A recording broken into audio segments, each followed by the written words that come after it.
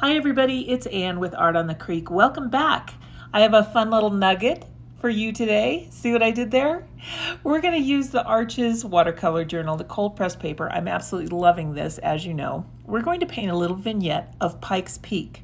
So for all of you who say, I don't have time to paint today, I'm going to show you that you just might. Let's do it.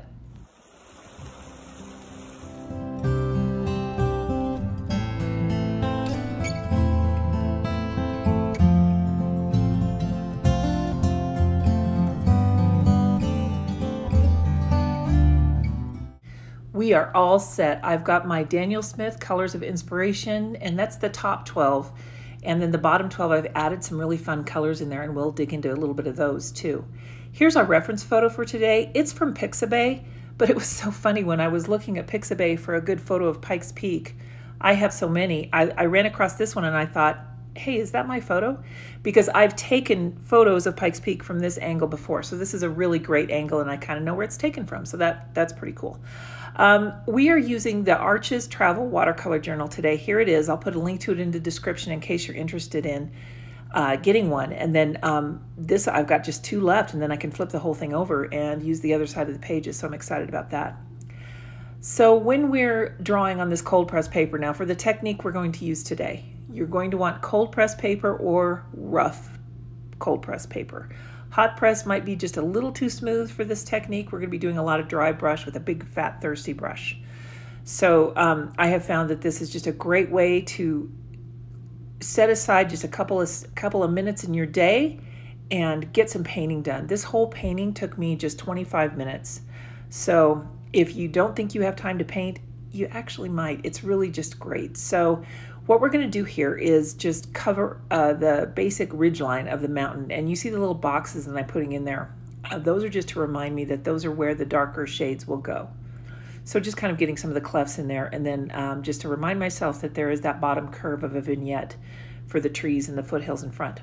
So you see there's really not a lot to this sketch. It's just the basic shape of the mountain. So now what we're going to do is get our brush. I have chosen the Princeton Neptune round number 10. I wanted to get a good fat thirsty brush for this. And the first colors we're going to mix, I'm going to get the sky done first. I really like the Daniel Smith lavender for a sky. It's a little too purple on its own for what I want to achieve today, but I'm going to mix it with some Holbein ultramarine. And for what I've found, that's when we have these hazy skies here in Colorado, like in the reference photo here, it's just really a wonderful, delicate blue when you mix those two together. So we'll get a little bit of a puddle. We don't need too much. And the thickness there, you can see that's about, what, like a milk consistency.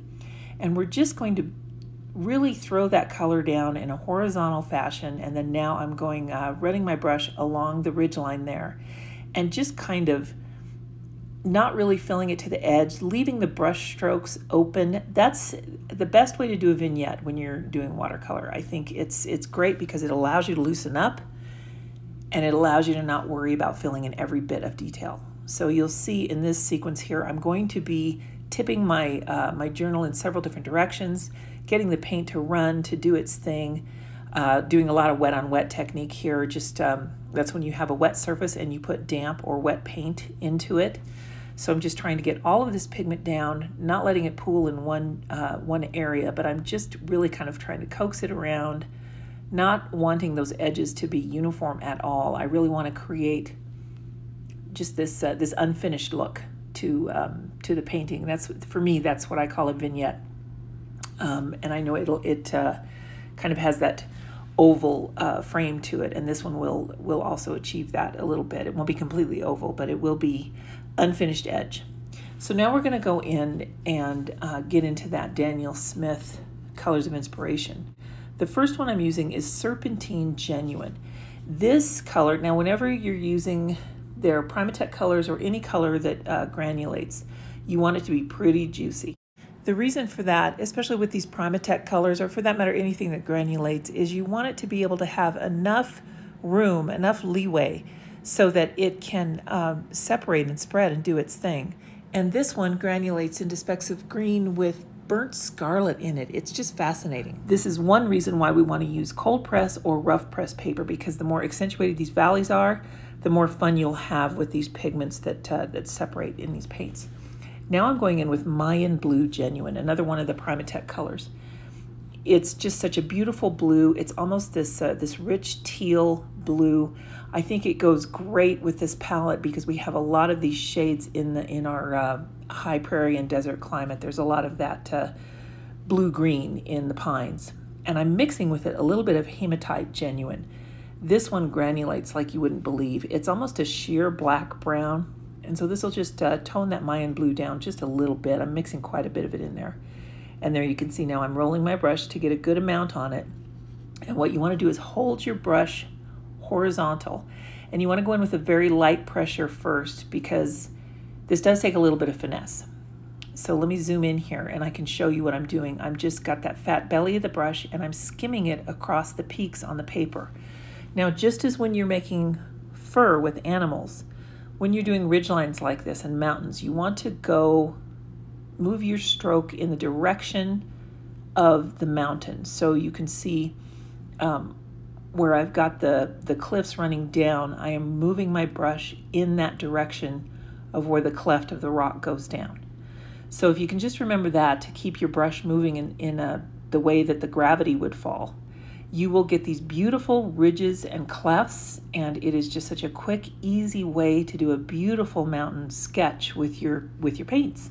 And it turns out to be something that honestly I think is kind of frame-worthy. So this is just such a fun way to paint. And there you go, there's that Serpentine Genuine separating into its different pigments. I love these paints. This is one of my favorite palettes to use, especially with landscapes, because you just have so much diversity.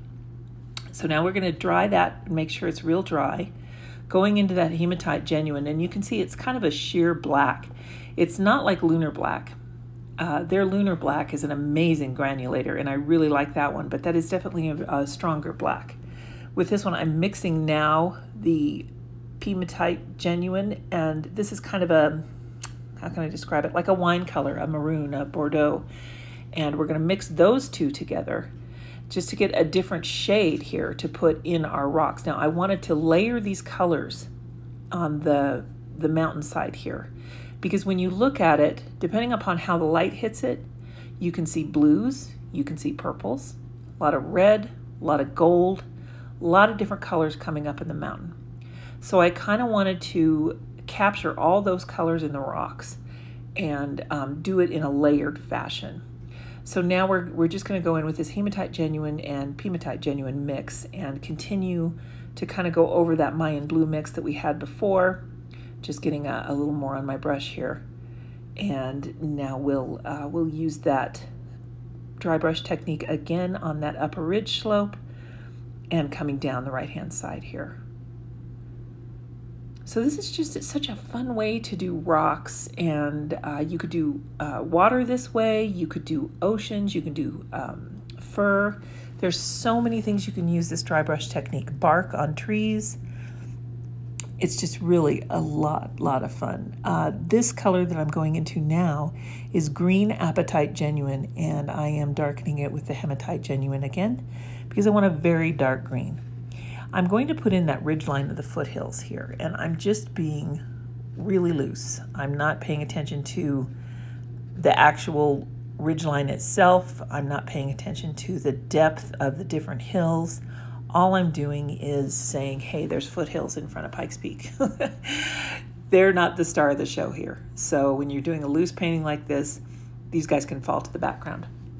And now I'm going in with some of that Amethyst Genuine, and I'm going to mix that in with that green that I had before, because when I've done this before when I mix colors for pine, I really like mixing a cool green with a purple because it creates this lovely spruce green that really helps add some depth and dimension to the pines. And that the foothills there are entirely covered in pine trees.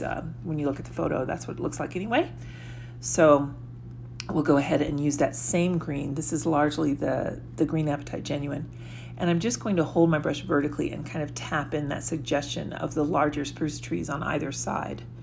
Now, you can do this in a little bit of dry brush there, which I've just done on the top, or you can do it with a little bit more intention. but I really wanted these to, again, fall into the background. So I wanted them to have a lot less detail than on the mountain. All of the detail in this painting is going to be on that mountain because that's where we want our eyes to go. And I'm just adding more of that Apatite Genuine green. Some of the Serpentine Genuine is mixed in there, and then that's mixed over with that Primatek Genuine that I had. And we're just adding in this first ridge of trees. Now again, just kind of tapping the brush around, just kind of trying to get different layers of darkening values of this green, leaving a lot of white space still. Because if you look at our photo, we do have some of those reddish rocks in there. Now that's really very quintessential to Colorado, and I did want to include some of that suggestion in there. I don't get real detailed with it, but I did want to include that the red dirt in there. So I'm just continuing to layer on these trees here, and I will stop talking for a while and let my painting catch up with the narrative.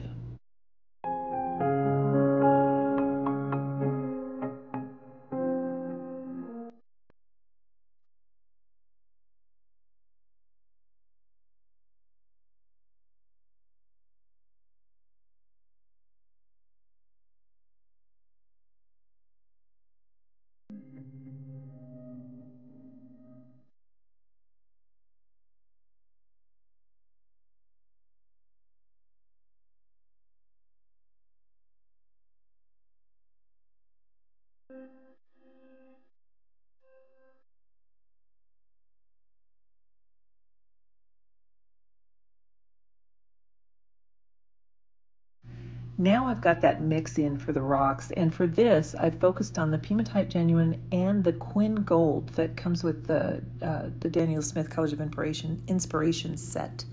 The Primatek Genuine, like I said, is kind of a maroon burgundy, and then that gold is really going to shift it more towards translucent brown. I love the quinacridone colors for their gem-like excellence is the only way I can really describe that. I just truly love quinacridones, and they really help to capture that light in your landscapes and among other things. I thought I would do some splatter here because I didn't want to add too much detail to the foreground. So I've done that with the Serpentine Genuine and the Green Apatite Genuine. And now I am going to dry this a little bit, but I splattered pretty heavy, so I'm just going to be really careful not to put my hand in those dots. So I didn't want to spend all that time drying it, but I did get the most of it dry. Going in with that same Quin Gold and Primatek Genuine mix, I'm now adding another layer of rocks here to the mountain. This bowl on Pikes Peak really shows a lot of the cleft and ridges in the mountain there, and I want to say it's granite. I'm going to look that up for sure, but we have a lot of different rocks and geological formations. Of course, in most states you have that, but here in Colorado, our mountains are not all made of the same thing. But this Pikes Peak, I want to say it's granite. So on granite, just like on your granite countertops, there are many, many different colors in there. So we're just going ahead and getting that mix a little bit darker now with the Hematite Genuine. And now I'm just adding in some more of that Mayan blue. And I'm kind of just picking everything up on the palette, because now I want to get the darkest ridges in. Whenever we work in watercolor, we work lightest to darkest. So in our first pass, we did have Mayan blue in it. But now we're doing the dry brush technique with the Mayan blue mixed with a melange of what is remaining on our palette there. And I really like doing that because you can get some beautiful dimensional grays. And since these colors are all granulating, in the parts that I'm doing with the dry brush, it's going to be very subtle.